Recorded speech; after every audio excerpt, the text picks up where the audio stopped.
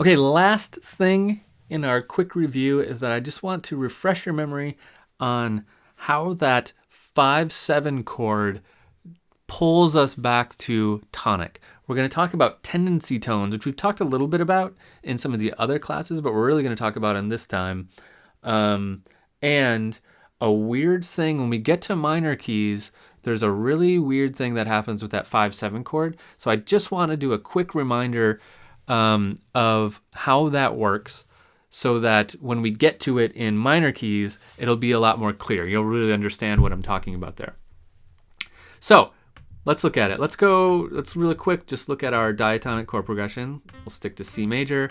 I know we just looked at it. Oops. But this will be a little bit different.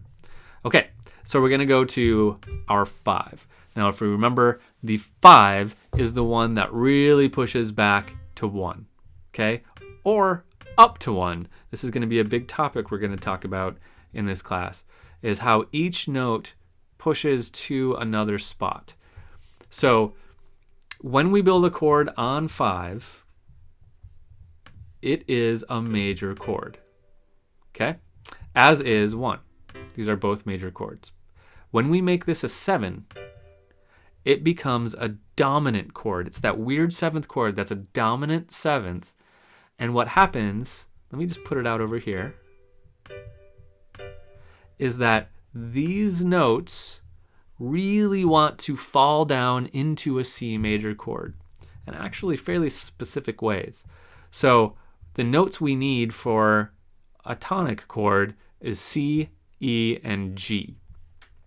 So what wants to happen is this F wants to fall down to an E, this B wants to lead up to a C, and this G can stay on G. Now that is an inverted tonic chord, but what we can do after it is something like, actually, we can just put a C on the bottom, and now it will really be filled out. Let's take a listen to that. Right, so this note falls down to there. This one goes up, and this one can stay the same.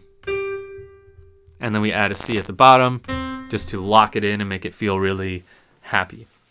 So this is 5-7-1, the dominant to the tonic. That is a very strong pull, primarily because of this F falling down to E and the B especially.